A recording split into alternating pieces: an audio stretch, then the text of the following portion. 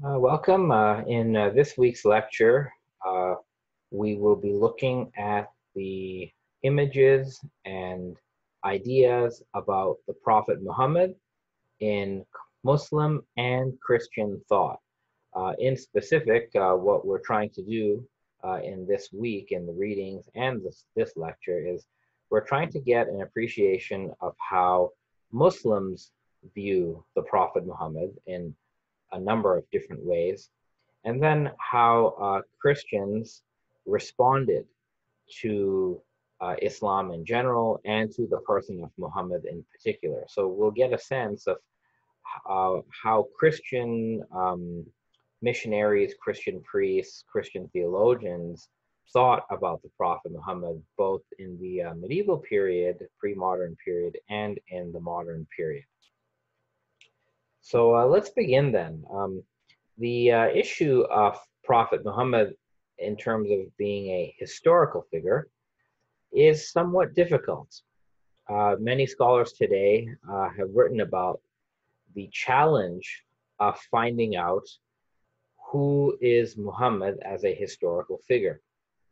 And although the data is quite different, just as we have debates today about the historical Jesus, who the historical Jesus is and what he taught, and the best methodology for ascertaining information about the historical Jesus, there are similar debates about the historical Muhammad.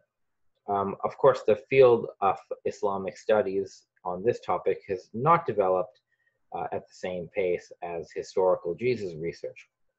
The challenge in determining the historical Muhammad, right, that is Muhammad as a 7th century figure, is compounded by the fact that, on one hand, according to Islamic sources, Prophet Muhammad lived in the 7th century, and his mission took place, in this period 610 to 632 AD. But the first sort of fully written documents from Muslims that provide a complete biography of Muhammad, that present his life story in some detail, these date at the earliest from the mid to late 700s. So there is a time gap of 100 to 150 years between when Muhammad is said to have lived and preached and the Muslim biographical literature about Prophet Muhammad. And that time gap has presented a challenge for historians because if the memory of Muhammad evolved over 100 to 150 years, it can be difficult to find out what precisely it evolved from. This is a graphic that Fred Donner, who's a major historian of Islamic origins, that he shared in one of his lectures given last year. So this sort of lays out for you this gap that I'm talking about, and you can see based on the letter labeling, you have different types of sources dated to different times. But what's worth noting here is the sources marked X, which are Islamic literary texts. They appear on the scene compared to Muhammad's own lifetime quite late, and instead you have other documents from Christians and sort of surviving documents from the 1st century after Muhammad's death that precede the actual biographical literature on Muhammad. So this biographical literature that Muslims wrote, it's from like mid 700s onward, is known as Sirah and Maghazi, which means respectively biography and military expedition. So that's what this literature is called, Sirah Maghazi. And the most famous example of this is a work called Sirat Rasulullah by Ibn Ishaq, right? And you can, and we don't even have the original by Ibn Ishaq. We have you could say, an edited compilation of his work by Ibn Hisham, who lived, about a century after Ibn Ishaq. But even if you just look at what Ibn Ishaq has written, if we did have that, he's living in the 700s. Muhammad was alive a century before that. So there's a gap there.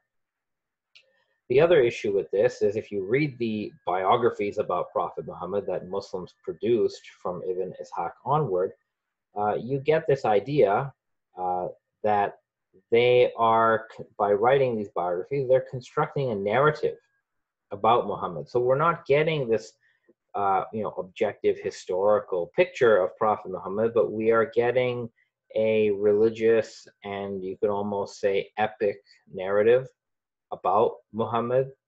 And the biographical literature is designed, it's constructed to portray a certain story. One might even say an archetypal hero story about Prophet Muhammad. And this is what Shahab Ahmed has written in his book that was published about 3 years ago or so.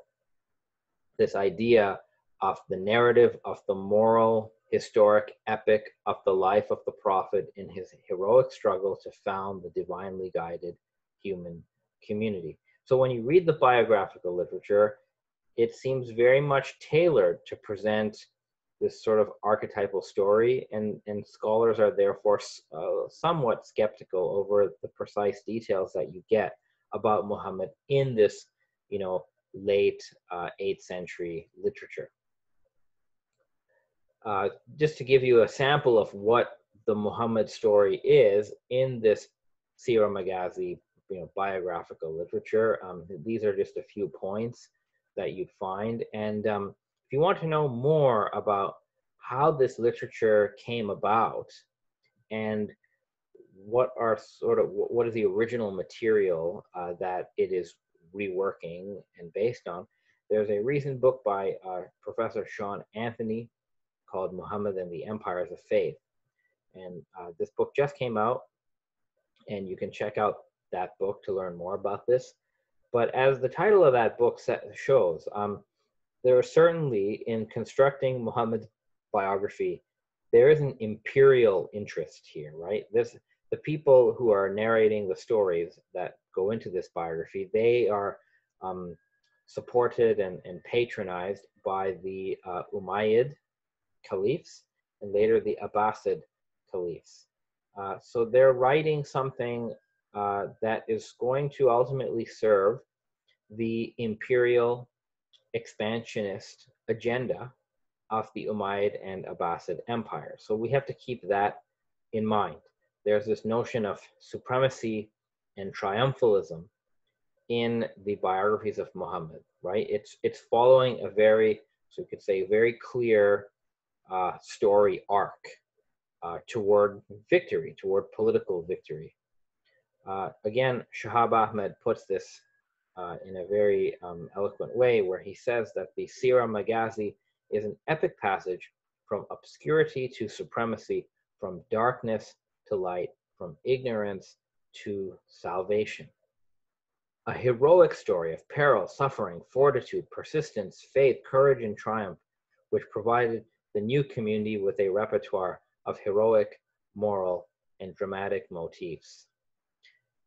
To use an analogy, you could imagine that if we had a historical figure who lived, let's say, 10 or 20 or even 50 years ago, right? What if, let's take a political figure who lived 50 years ago, and let's say Hollywood was making a movie about this figure today. And again, they're making a biopic movie. They're going to tailor the plot in that movie toward the audience today to sell the movie and make it popular and have people come to the theater and so on.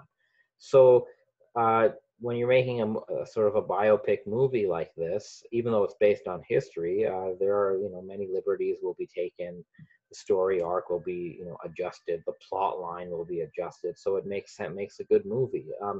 Something perhaps similar is going on here when Muslim writers are writing the biography of Muhammad. Shahab Ahmed has compared the biographies of Muhammad as something like a Muslim Homeric Odyssey, right? So this idea of the hero, leading his people to their destiny, that sort of thing. So again, if this is the case, right? If we have this biographical material dates 100 to 150 years after Muhammad, and if it has a clear, triumphalist agenda, what does one do as a historian to get at the historical Muhammad? What sources would we consult? Well, a large number of scholars, right, academic historians, are now of the view that although the biographies of Muhammad date to a later period, the Quran, the text of the Quran, even as we have that text today, substantially dates from either the very lifetime of Muhammad or shortly after Muhammad's death. So the Quranic text, I wouldn't call it a consensus, but there's a very sort of broad plurality of academics, of historians who agree based on a lot of evidence that the Quranic text that we have today, the text itself, so not the vocalization, but the text itself, dates to sometime between 640 and 650. So the text was put together between 640 and 650. So Muhammad died in 632. That's a very, very close, a very small window, basically, right? So the Quranic text as a complete text dates to 10 to 15 years of Muhammad's death, and that's just when the text was put together. As for when the text itself originates from, right, the verses of the Quran, it is many historians are of the view that the content of the Quran comes from Muhammad's own mission. So we have here Walid Saleh, Professor Walid Saleh, University of Toronto, in a published article. He writes that the Quran is packed with information about Muhammad. The Quran would not be what it is if it did provide a biography in the manner academics seek. So the Quran is not a biography, but he goes on to say, it is actually a far more important document than a linear biographical gospel would be. It is a record of his preaching.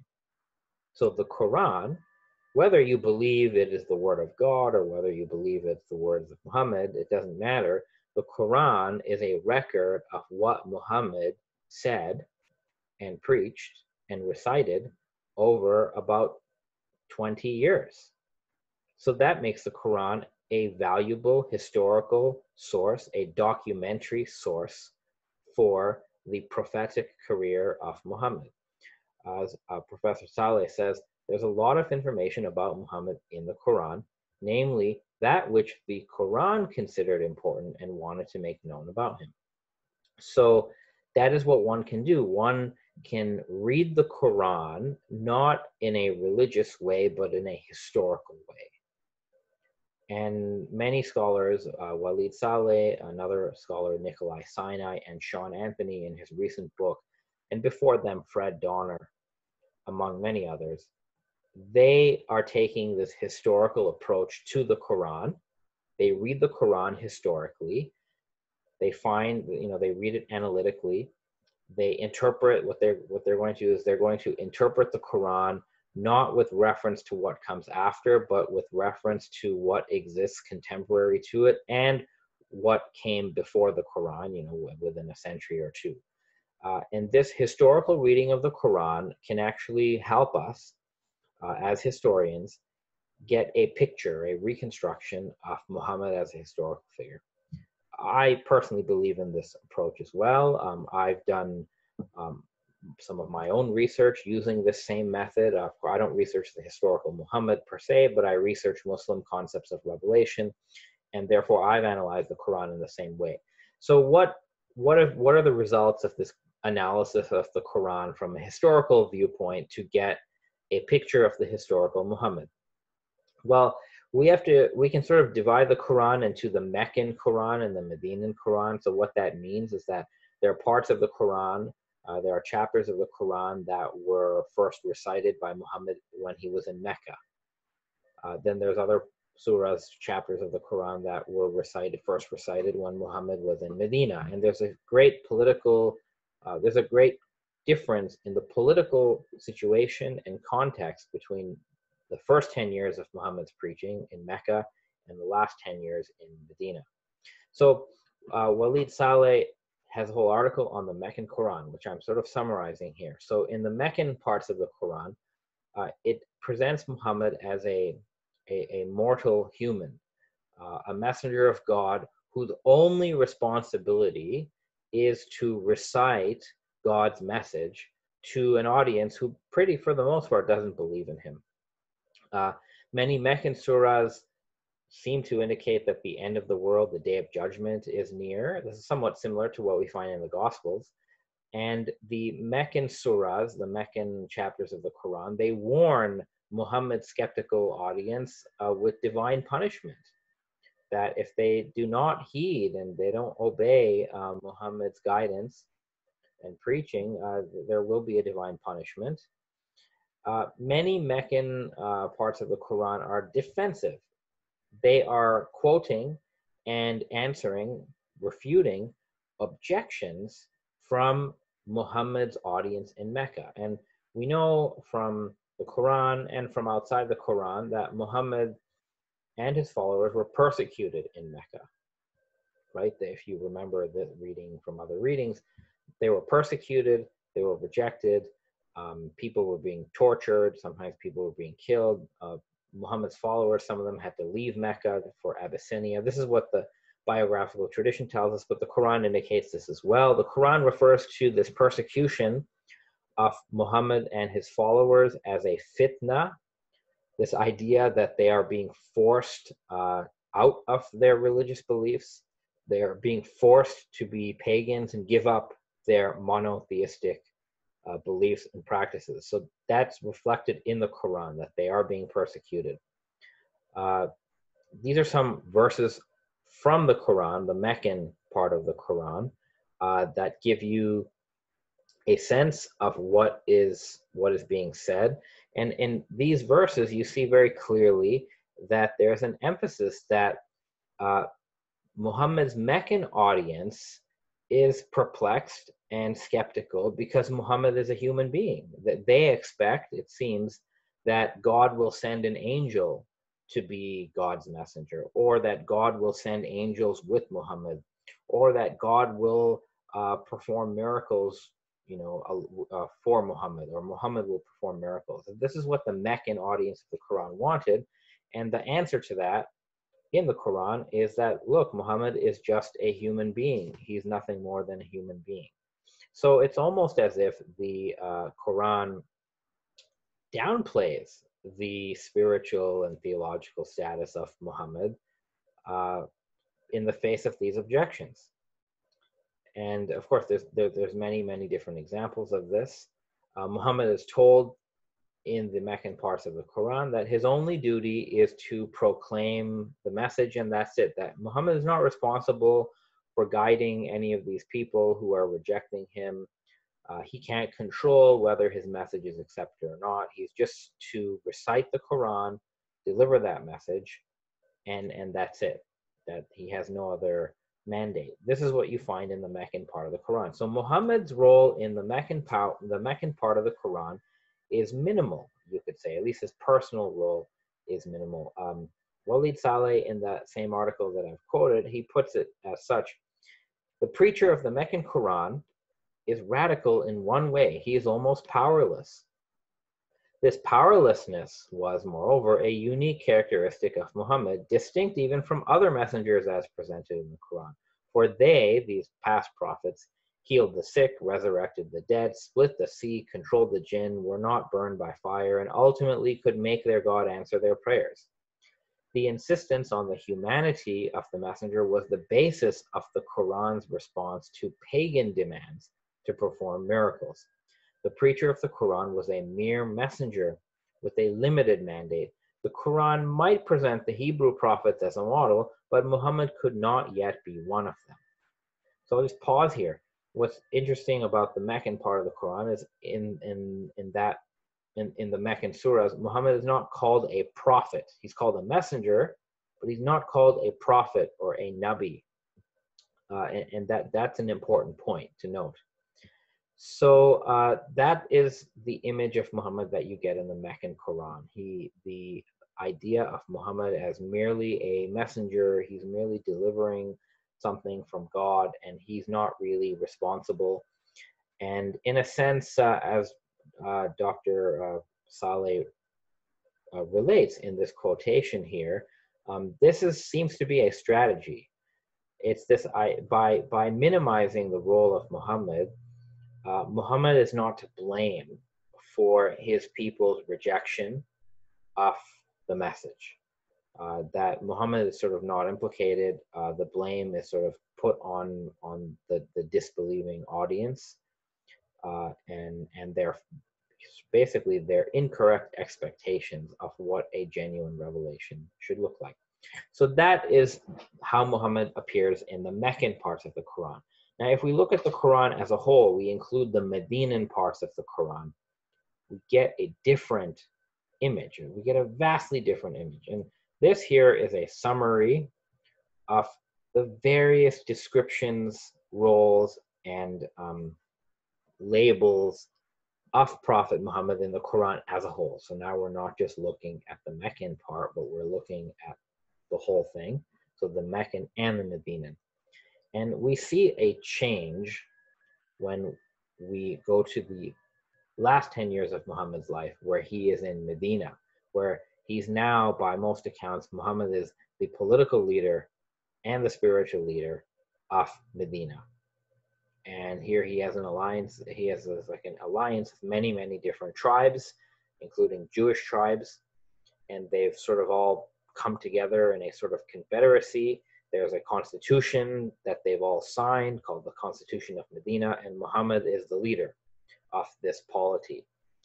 And that change of circumstances is reflected in the Quranic presentation of Muhammad in the Medinan verses. So you have a reading this week by Nikolai Sinai about Muhammad in the Medinan Quran.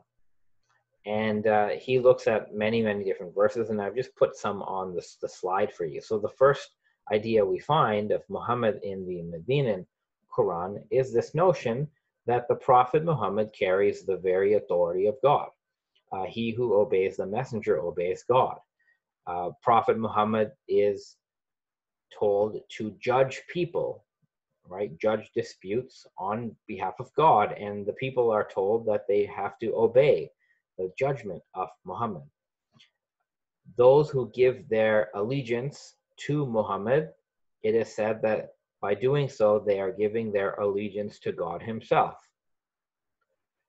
In fact, the Medinan verses of the Quran say that somebody cannot be a believer or a person of faith until they make Muhammad the judge in all the disputes among them. So a condition to be a faithful believer is to submit oneself to the very authority of Prophet Muhammad.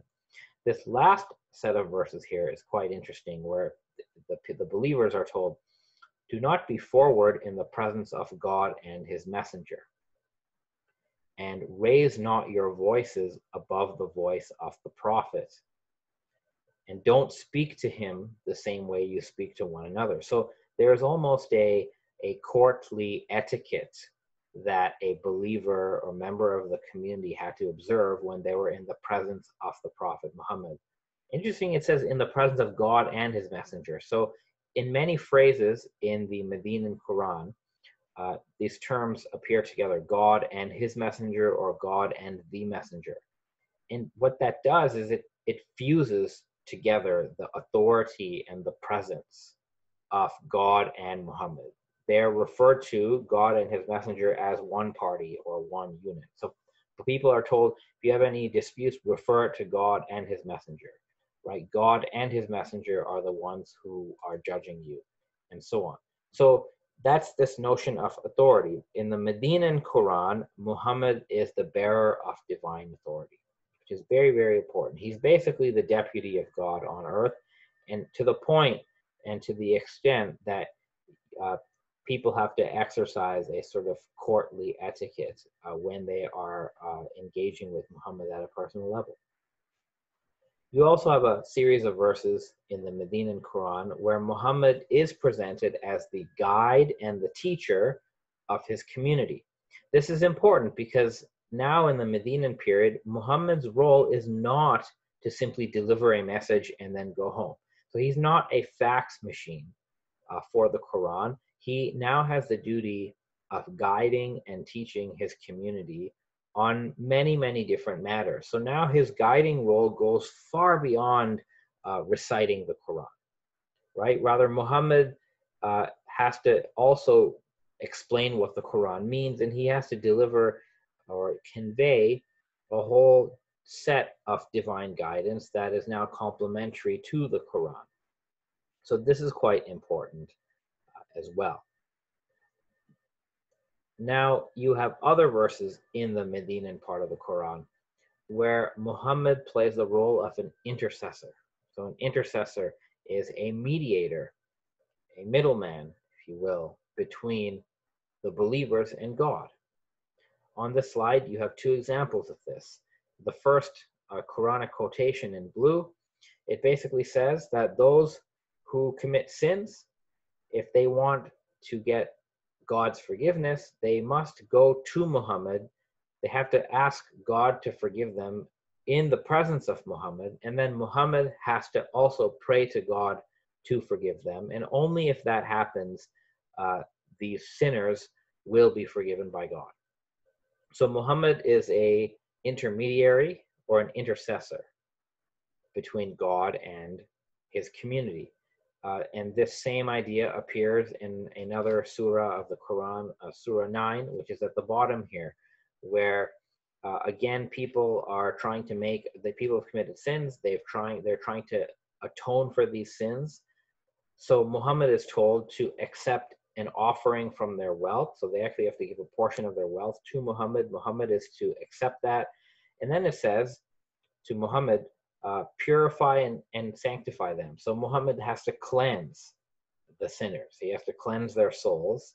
And he is told to pray for them, that praying for them will bring them peace. So Muhammad, through his prayer, brings peace to the souls of these sinners. And then it says at the end, after all this has happened, that it is actually God who took their offerings and God who accepted their repentance, although physically it's Muhammad doing it. So again here, Muhammad is presented as God's representative and God's intermediary for forgiving the sins and purifying the souls of certain members of the community who want forgiveness. So overall then, in the Medinan part of the Quran, right, this is during the last 10 years of Muhammad's mission, Muhammad is presented with a much higher status, a much more elevated status than he is in the Meccan Quran. And interestingly, if you look very closely, in many cases, throughout the Quran, there are certain names of God that are also used to name Muhammad or describe Muhammad. So one of God's names in the Quran is the merciful, Rahim, and one of Muhammad's names is also merciful, Rahim. Another name of God in the Quran is Azim, the great or the sublime, but Muhammad is also described in the Quran as Azim. His character is called Azim, or great character. God is called the guide, Muhammad is called the guide, the Hadi. God is called the guardian or the master, which is the word wali. Muhammad is also called the guardian or master, wali. God is called light, an-nur. Muhammad is also called light. There are so many parallels. God is called a witness or an overseer. Muhammad is also called a witness or overseer. So in this real way, Muhammad in the Quran as a whole appears to be both God's representative in terms of carrying God's authority, but also at a human level, God's representation, in the sense that Muhammad seems to be a reflection of certain divine names and attributes insofar as they could be reflected at a human level. So this is actually quite important, right, for the status of Muhammad. Muhammad, the Prophet Muhammad in the Quran overall is God's deputy, God's representative, and God's agent, an intermediary. for his dealings with humans. And we find this reverence given to Muhammad not only in the Quran, but in some of the historical inscriptions that date within the first century after Muhammad's death. So for example, Professor Juan Cole of the University of Michigan, on his website, he has a whole article about early Islamic inscriptions that mention Prophet Muhammad. And you get a sense from these inscriptions how Muhammad was remembered within the Muslim community, right? Even within the first 100 years. And you'll see there is a very elevated and exalted image or belief about Prophet Muhammad, even within this early community. So here's one example. So this is an inscription. This has been published by some scholars. This inscription here, and the text is here, it dates to 71 after Hijrah, so that's the Islamic calendar. So 70 years from the date in which Muhammad's community migrated from Mecca to Medina, right, which is 622, or the year in our common era, 691. So this is what you call a first century text. Muhammad died in 10, I think it was 10 Hijrah. So 60 years of Muhammad's death. And here's what it says. So someone has written that the greatest calamity to have befallen the people of Islam is the catastrophic loss of the Prophet Muhammad. So already Muhammad's death is called a catastrophe or a calamity. Notice here says, may the blessings and peace of God be upon him. So people are invoking God's blessings upon Muhammad, which is quite significant. Now, the Quran actually tells people to do this. There's a whole verse of the Quran that says, God and his angels send blessings upon the Prophet. O ye who believe, send blessings upon him. So people are supposed to be doing this, and it seems like they are. And again, it says at the end, may the blessings and peace of God be upon him. So this is within about 60 years of Muhammad's death, right, where he's being talked about in this way. Let's look at more. So here's another inscription. Again, Professor Cole has posted this on his blog. This is the text in that inscription. And this goes even further than the one we just saw. So here's what the translation of the text is. So firstly, this dates to 700 AD, right? We're still within the first century, right? We're still within 100 years of the first century of Islam. And it says, in translation, O Lord, bless Muhammad and accept his intercession on behalf of his community. So blessings on Muhammad, but then it says accept his intercession. Intercession being this idea that Muhammad is going to pray to God for his community, right? That's what so intercession is, the idea of Muhammad being a mediator. And then it goes on in the prayer, and show us mercy through him in the hereafter, just as you have shown us mercy through him in this world. This is very significant. So this prayer is asking God to show the community his mercy, God's mercy through Muhammad. So Muhammad here is presented as the medium or the channel of God's mercy in both this world and the hereafter. So in this inscription, which again, 700 AD, this is presenting Muhammad as the intermediary for God's mercy. That is to say, God's mercy will be accessible to the Muslim community only through Prophet Muhammad. That's what the prayer is saying. Here's another inscription. So this one begins, I think it's also first century. It begins with a prayer for forgiveness by the person who wrote it. And then it says, "O God, bless the Prophet Muhammad, accept his intercession, and make Temam, the person who wrote this, among his companions in paradise. So this dates either to the late 1st century or the early 2nd century, but it's the same idea. Muhammad is being named in a prayer as an intercessor, right? So people are here, they're praying to God, but they're praying to God through Muhammad. They're asking for God's mercy through Muhammad. Very, very important, and it tells us a lot about how Muhammad was revered within the first 100 years of his death. Another inscription here, this one says, "Our God," or "O God, shower blessings upon Muhammad, your servant, your messenger, and the best of your creation. O God, shower blessings and peace be upon him." Again, this is late 1st century or early 2nd century. Here, Muhammad is called the best of God's creation. So again, shows us what Muslims thought about Muhammad within 100 years of his death. So now, if we sort of move forward over the centuries, what we find in different Muslim communities and different Muslim writings is you'll get different images of Muhammad.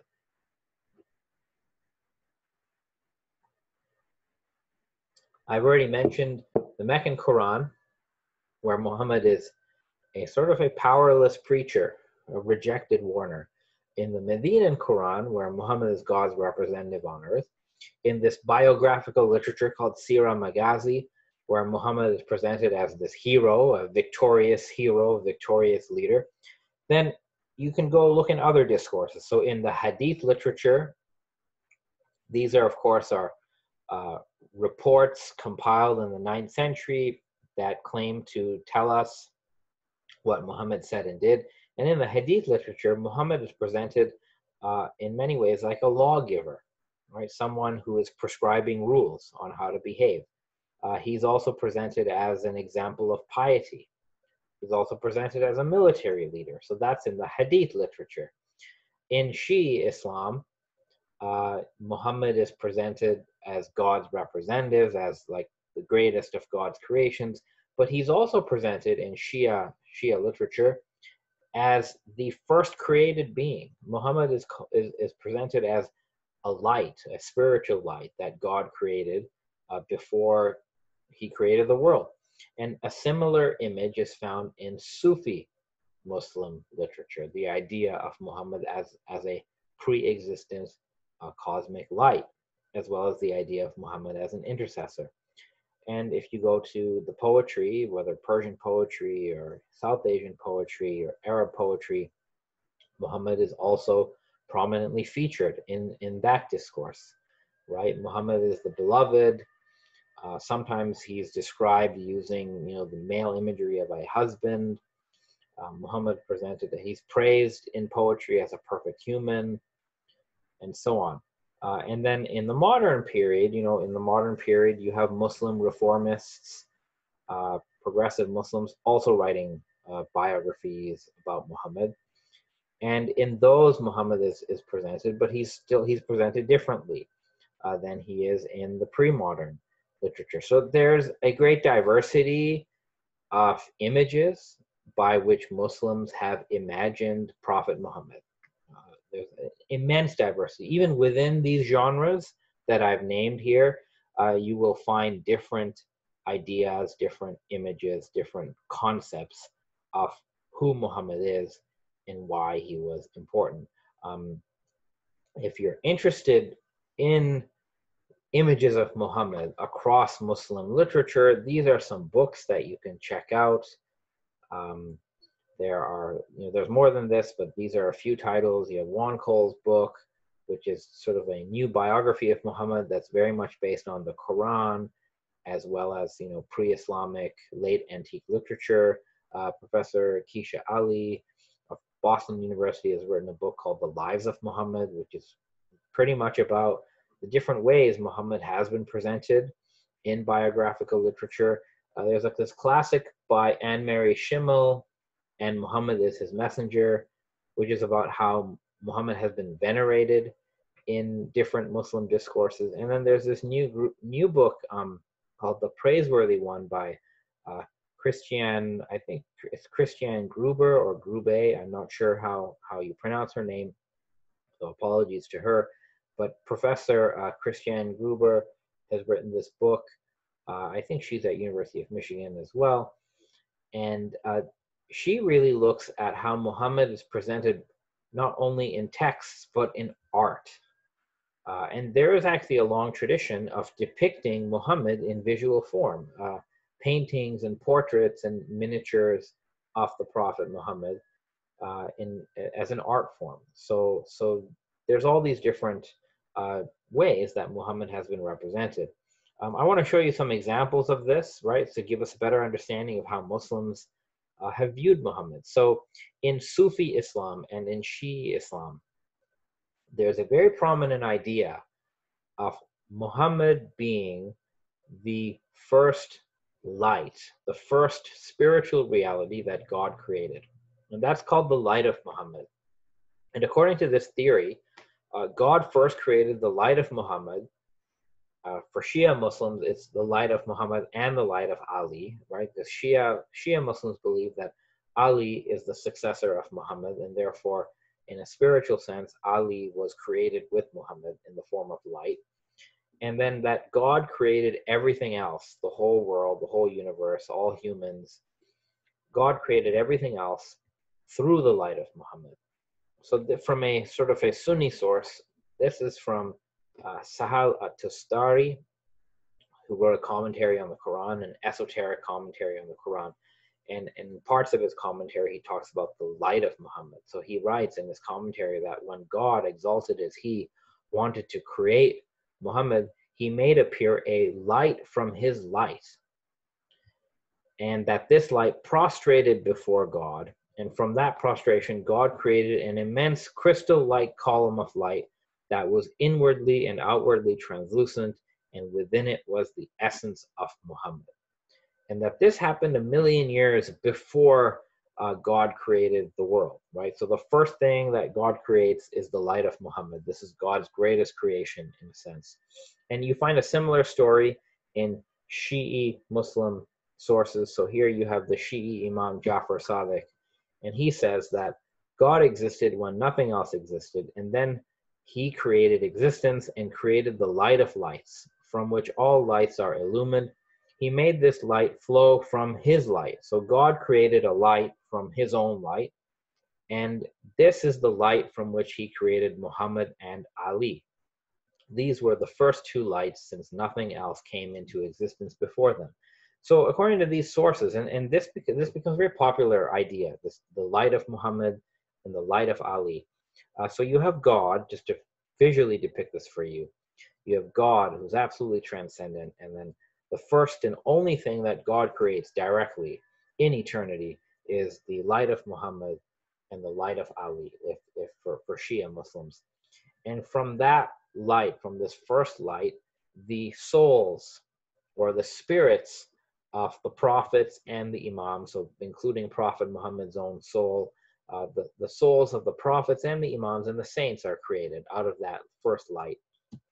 And from those pure souls, you have other souls who are created, the souls of their disciples, those spiritual seekers, and from them you have the rest of humanity, the rest of human souls. So there's a sort of hierarchy, there's a spiritual cosmic hierarchy, and the light of Muhammad and the light of Ali is at the top of that hierarchy, and then you have different connections among these levels. So this becomes a very popular concept. So Sunni thinkers embrace these ideas as well, that Muhammad, the light of Muhammad is the first created light. So this is a quote from Ibn al-Arabi, famous Sunni Sufi mystical thinker, right? The first light that appears out of the veil of the unseen is the light of our Prophet Muhammad. And even in poetry that is indigenous to different regions, such as Southeast Asia, China, in this case, in Bengal, South Asia, the same idea is articulated, but in a form that is tailored to the local context. So this is an Indo-Muslim, Bengali poem. where it talks about the Lord of Light with a stick in his hand, gazed to the east, and the creation began with the Nur Muhammad, which means the light of Muhammad. So this is a very prominent idea, the concept of the light of Muhammad, this pre-eternal, pre-existent light through which God created everything.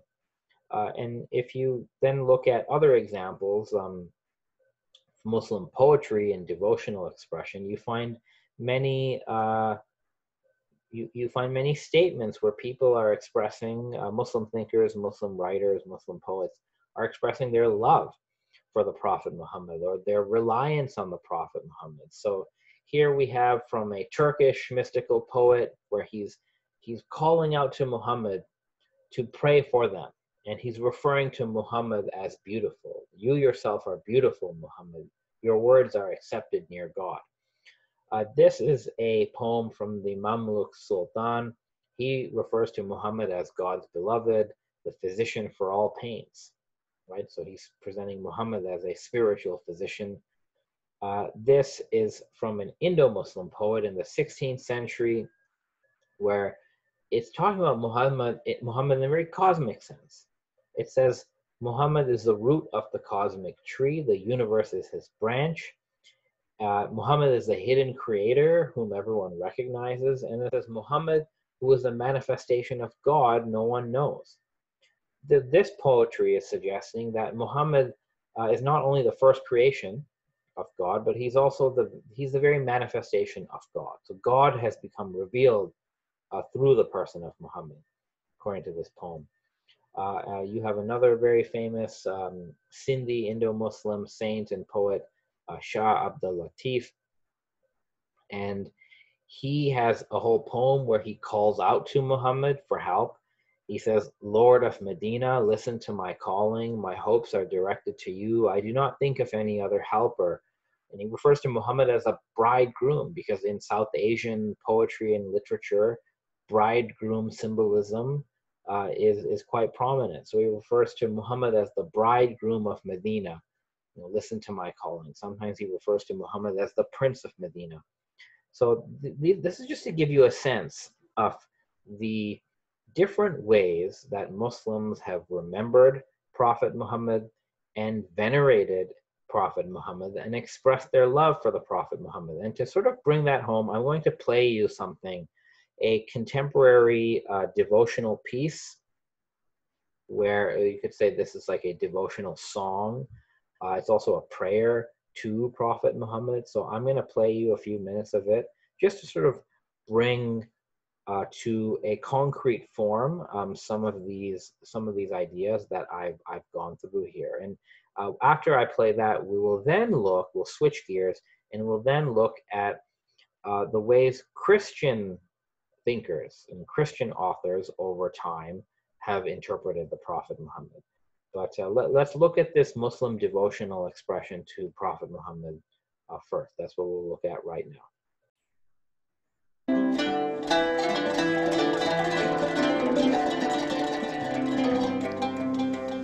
كل القلوب إلى الحبيب تميل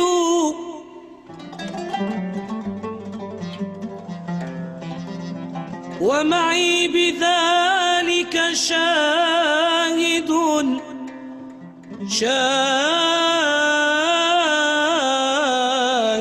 ودليل أما الدليل إذا ذكرت محمدا سارت دموع العاشقين تسيل هذا رسول الله هذا رسول الله هذا المصطفى هذا لرب العالمين خليل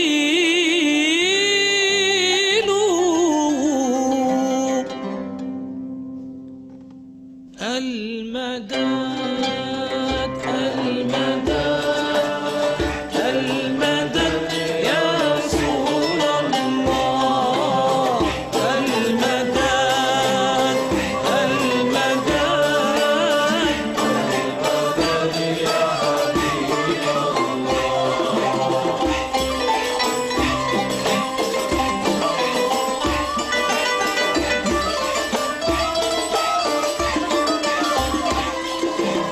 ربي واجعل مجتمعنا غايته حسن الختام أكرم الأرواح منا بلقاء خير الأنام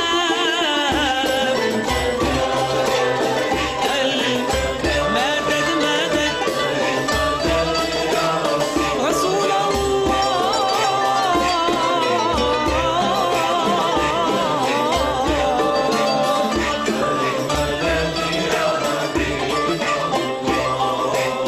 ربي إنا قد دعونا اعطنا ما قد رجونا هب لنا في الدين عونا بالصلاة على محمد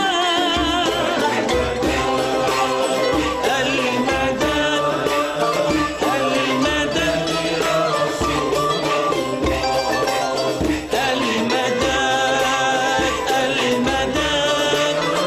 المدد المدد يا حبيب الله المدد المدد المدد يا رسول الله المدد يا حبيب مدد مدد مدد مدد يا رسول الله. So that was a video, a devotional song about Prophet Muhammad composed by the Borda Ensemble. So that's on YouTube, you can find it. But if you noticed, what they were doing and what they were saying is they were basically praising the Prophet Muhammad as the best of God's creation, as God's beloved. And then they were saying, Madad, Madad, Ya Rasulullah, which means, you know, O messenger of God, help us. O messenger of God, support us. So you could say they're praying to the Prophet Muhammad. They're asking for help and blessings and support from the Prophet Muhammad, and they're expressing their love for the Prophet Muhammad. And you know, that composition that you saw, it just summarizes in many ways what many Muslims think of the Prophet Muhammad, how they see him. So now let's switch gears and let's look at a sample of how Christians over history have approached and interpreted Prophet Muhammad.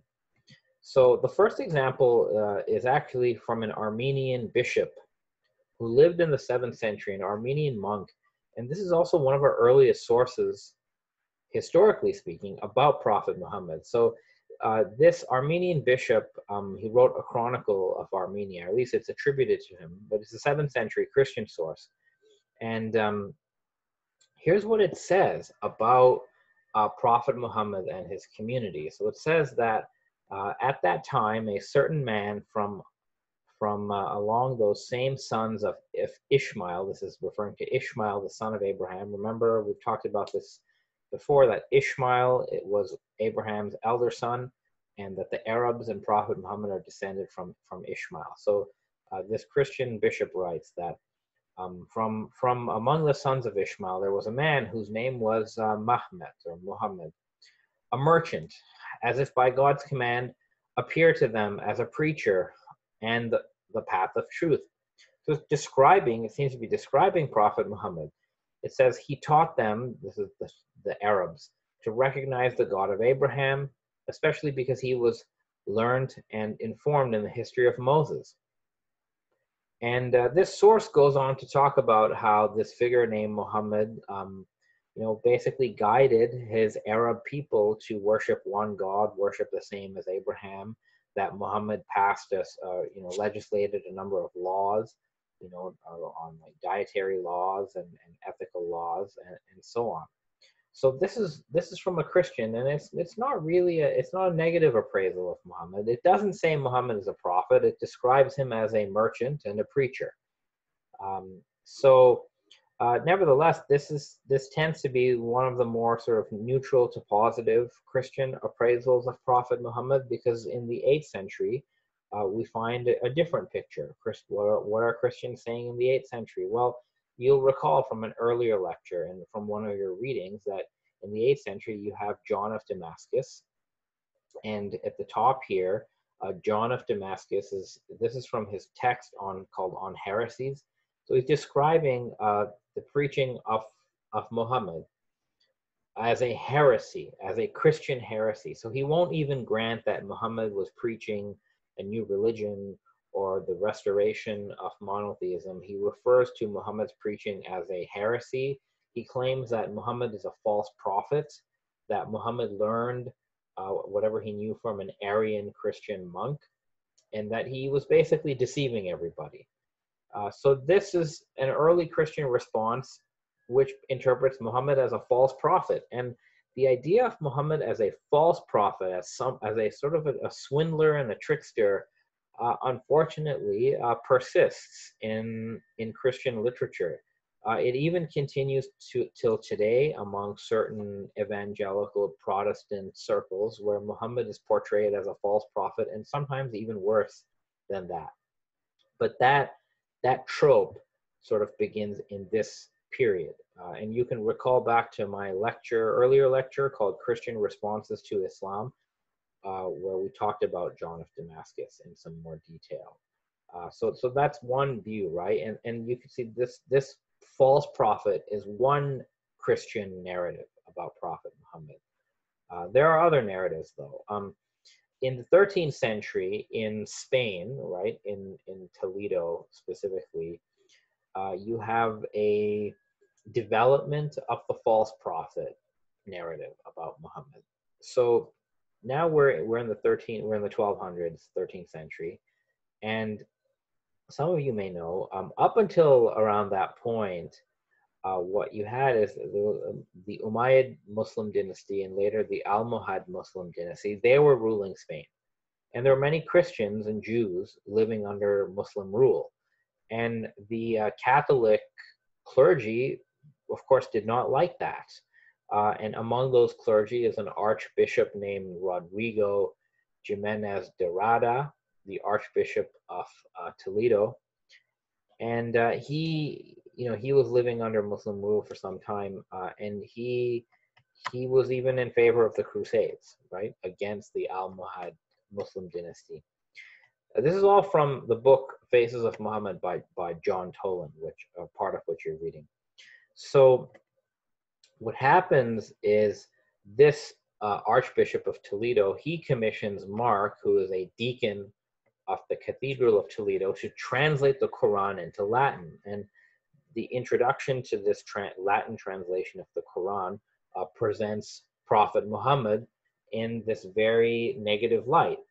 They don't even call him Muhammad, they call him Mahometus. I'm probably pronouncing that wrong, but whatever it is, they call him Mahometus. He's described as a skilled magician. So Muhammad here is he's misnamed, and he's described as a magician, as someone who learned about Judaism and Christianity, but rejected Christianity and then decided to preach his own version of Judaism.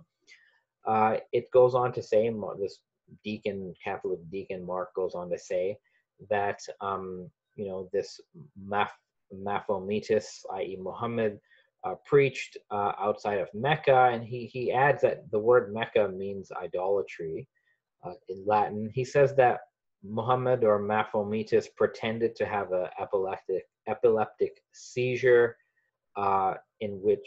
through which he convinced everybody that the angel Gabriel had revealed a new law to him. And this sort of account goes on to talk about how Muhammad or Mahometus, like a magician, seduced the barbarous people through fantastic delusions, and then his people subdued the world. So this is, of course, a very negative portrayal of Muhammad, right, coming from this. But why is it there? Well, there's a political context here, right? These people are opposed to the Muslim political rule in the area. This text by Mark even talks about how many bishops and churches were sort of put out of business or out of service due to Muslim rule. So it's a negative portrayal of Muhammad, but there's a political context. And similarly with John of Damascus, there's a political context behind that. And here's the thing, when the political context changes, the portrayals of Muhammad by Christians, they also change. Here's an example. So now we fast forward to the 18th century Europe. And what you have is you have a number of European authors, as John Toland describes in his book, like Thomas Carlyle and Victor Hugo, who look at Prophet Muhammad as a sincere, virtuous visionary, one of the great figures of history. So now things have changed. In fact, according to John Toland's book, Muhammad fascinated the European thinkers of the Romantic movement because they looked at Muhammad as a genius, they looked at him as a hero, they looked at Muhammad's success, both religious and political success, and they were quite impressed. In fact, the famous Napoleon Bonaparte, who John Toland describes, in a mixture of real admiration and calculated interest, made the prophet into something of a role model, casting himself as a new world conqueror and legislator walking in Muhammad's footsteps. In other words, Napoleon, the famous Napoleon, he looked to Muhammad as an example, and he wanted to be the second Muhammad. So Napoleon saw Muhammad's spiritual and military success as something to be emulated. He saw it as a great thing. Where did he get his information from? Well, there was a French author, Claude Etienne Savary, who in 1783 translated the Quran, and in that translation, he wrote about Muhammad. And Savary here describes Muhammad in glowing terms. He says Muhammad was one of these extraordinary men who had superior gifts, who he's a type of man who comes to the earth, very rarely, and leads human beings. That he's a genius, that he has human genius. So Napoleon read this translation of the Quran, and in fact, Napoleon, when he conquered Egypt, he sent a message to the Egyptians, who are mostly Muslims. And here's a quote from that message presented in this book by John Toland. And the quote says from Napoleon, Napoleon proclaims to the people of Egypt, I have come to restore your rights and punish the usurpers, that I respect more than do the Mamluks, God, his prophet Muhammad, and the glorious Quran. Tell the people that we are true Muslims. So this is interesting, where Napoleon is telling the Egyptians that he is a better Muslim than the Mamluk Muslim rulers who were ruling them. So this is actually quite interesting, where one could say that the Romantics, the Romantic European authors, and Napoleon have appropriated Muhammad and interpreted Muhammad based on their socio-political and intellectual context, right? They were trying to find inspiration outside of the Christian tradition, and they found that inspiration in Prophet Muhammad. So again, these are European thinkers who have a positive portrayal of Muhammad. So now let's sort of look in the modern period, what have been some of the Christian responses to Muhammad? And I want to talk about the positive or semi-positive Christian responses to Muhammad. So first, we have this Catholic priest, Father, I think it's pronounced Giulio, I'm not sure, but Father Giulio Bassetti Sani. So he is a Catholic theologian living in the 20th century. And he's one of the first Christian theologians to positively appraise Prophet Muhammad. So for him, Islam, the message of Muhammad is in John Toland's words, a preparation for one's ultimate integration into the Catholic Church.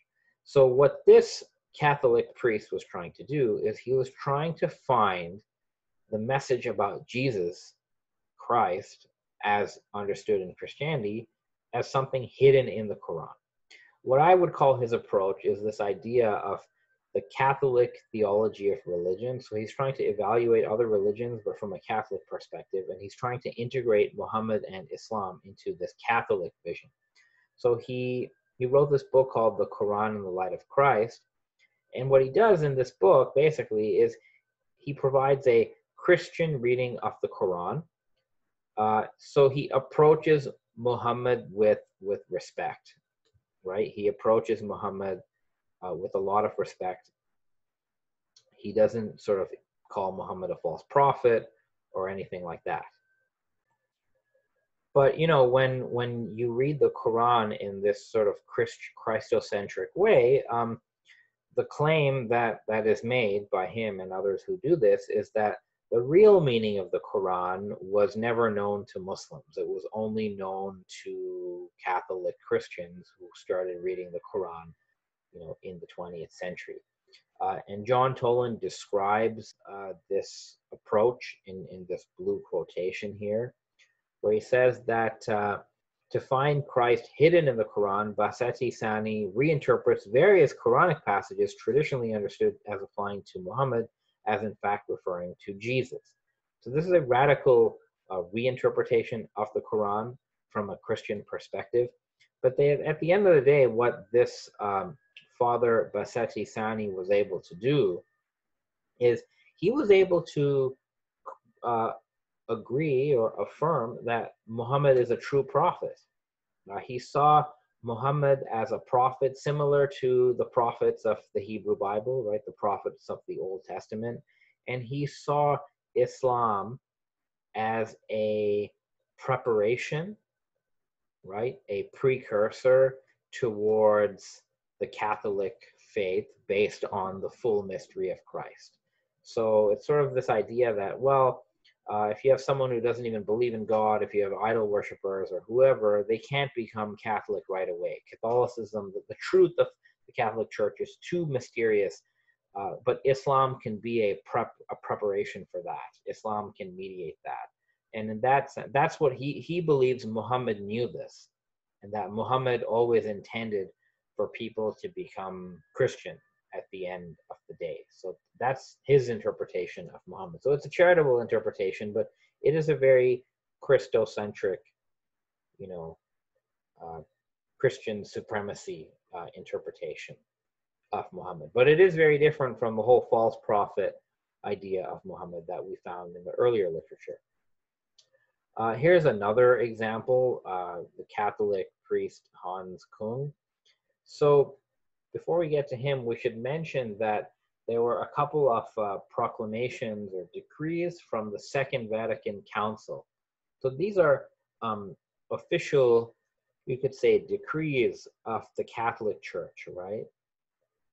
Very, very important. These are seen as, authoritative for all Catholics. So the first one from 1964, Lumen Gentium, says that the plan of salvation includes Muslims.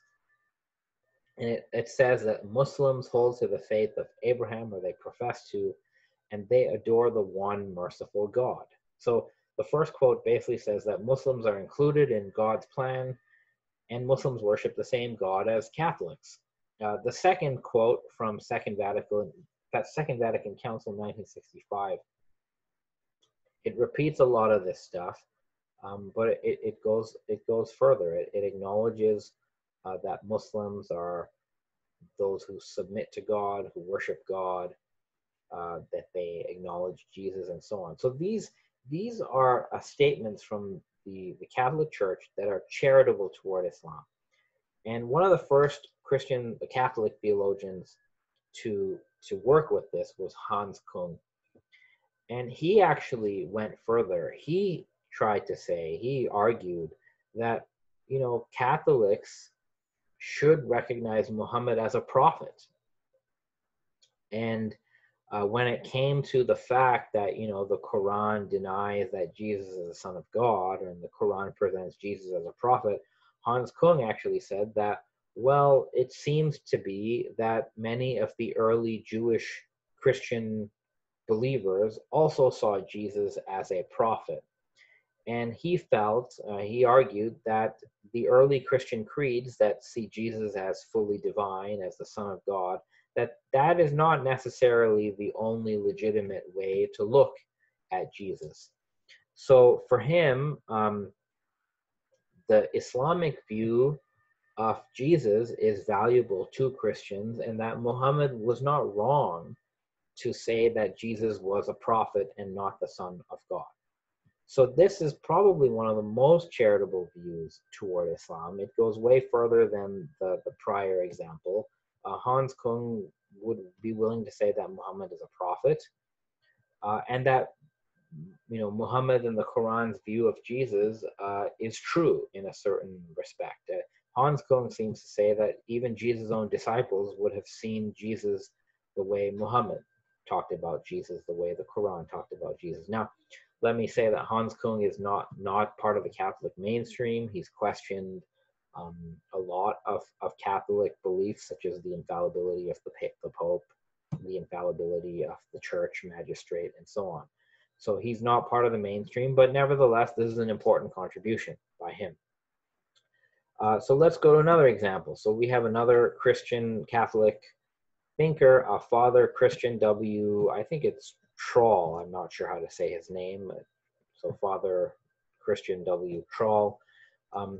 He takes a charitable, respectful approach toward Prophet Muhammad as well, but he would not say that Muhammad is a prophet. He stops short of agreeing that Muhammad is a true prophet. In his view, which you find in this quotation, from a Christian theological perspective, Muhammad can certainly be acknowledged as an outstanding religio-political founder figure, right? So he thinks Christians can completely agree with what Muhammad did. Christians can agree with what Muhammad accomplished, right? You can have a fully positive view of Muhammad, even if you're a Christian. But he says that in a theological sense, Christians cannot recognize Muhammad as a prophet without thereby denying their own faith. So he will not go far as Hans Kung and others to say Muhammad is a prophet, because for him, that would be compromising his Christian commitments toward Jesus. But he thinks that there is certainly value and there's a positive message in the teachings of Muhammad and the teachings of Islam. So that's another Christian interpretation of Muhammad. And the last one I wanted to share with you, this is a very important one. So this is from Reverend William Montgomery Watt. He is a very important figure. So he passed away recently, about 14 years ago. Montgomery Watt was an Anglican, he was an ordained Anglican minister, right? He's an Anglican priest, but he's also one of the major academic historians of Islam in the 20th century. In fact, he was a professor of Arabic and Islamic Studies at University of Edinburgh, for some time. And there are many books by Montgomery Watt on Islam and Prophet Muhammad. There are tons of books he's written. All of us who do PhDs in Islamic Studies have had to read Montgomery Watt, and we all know who he is. Now, his approach to Islam is very interesting. He first heard about Islam when he was a PhD student because he gave room and board to a Pakistani Muslim student. That's how he first, engaged Muslims, believe it or not. And he endeavors to see things from the point of view of the other person. That's his approach to studying Islam. And apparently he even sort of he would listen to the Quran every day. Part of his daily meditation, he would listen to the Quran and think about it. And you could say he's a Christian, right? He's an Anglican minister, but he's like a liberal type of Christian, what they call a generous Christianity. So he's wrote a book on Christianity as well. A couple of interesting things he said. So in one quote, Montgomery Watt said, and that's what you see here, "I'm not a Muslim in the usual sense, though I hope I am a Muslim as, quote, one surrendered to God. But I believe that embedded in the Quran and other expressions of the Islamic vision are vast stores of divine truth from which I and other Occidentals have still much to learn. And Islam is certainly a strong contender for supplying of the basic framework of the one religion of the future." So this is what Montgomery Watt said. He's not a Muslim in the usual sense, but he does believe there's divine truth in the Quran, and he would, since the word Muslim literally means one who has surrendered to God, he'll say, "I'm a Muslim" in that sense. In one of the interviews he gave a few years before he died, he was asked about what he thought about Islam and the Quran and Muhammad, and here's what he says. He says that, quote, "I would be inclined to say that the Quran is the word of God for a particular time and place, and will not therefore necessarily suit other times and places." So he thinks that really the Quran is God's word, divinely inspired word, for its own time, right? For the 7th century Arabia. He goes on to say that, "I therefore do not believe that either the Bible or the Quran is infallibly true in the sense that all their commands are valid for all time." I'll just pause there. There are many Muslims who have the same view of the Quran, that the Quran's guidance is tailored to its context, 7th century Arabia, and that all of the Quranic guidance is not simply applicable in a blanket way to other times and other places. He goes on to say at the end of this interview, says, "I do, however, believe that Muhammad, like the earlier prophets, had genuine religious experiences. I believe that he really did receive something directly from God. As such, I believe that the Quran came from God, that it is divinely inspired. Muhammad could not have caused the great upsurge in religion that he did without God's blessing." So again, Montgomery Watt is interesting because he is a Christian, he's a Christian priest, he's an Anglican minister, but he's an expert in Islam. He's an expert on the life of Muhammad from a historical perspective. And his conclusion, sort of having expertise in Christianity and Islam, is that Muhammad was divinely inspired, and the Quran is the divinely inspired word of God for its own time and place. So you could say he has a very charitable view of Islam and Muhammad, but he also has a critical view, right? That's his position is a critical but charitable affirmation of Muhammad as a true prophet and the Quran as a genuine revelation. So what we've seen in today's presentation is we've got a sampling of how Muslims have understood and revered Muhammad, right? From the Quran, the biography, Sufi and Shi'i literature of about the Muhammadan light, the light of Muhammad, Muslim devotional expressions. And then we also got some sampling of different Christian responses to Muhammad, from the very negative, right, the false prophet, magician narrative, to the more positive. This here is probably one of the most positive. So that's what I wanted to show you today, right? That the Christian responses to Muhammad have been diverse, and that's not over, right? It remains to be seen going forward the next 100 years, 200 years, as Islam and Christianity together become the world's they become larger religions in the world. It remains to be seen how Christians are going to respond to Prophet Muhammad. Will more Christians see him as a prophet or just as a divinely inspired moral person? We will see. But the options are there. And, this is something that all of us can think further about, whether you're a Christian or a Muslim or what have you. So, thank you all very much and have a great week.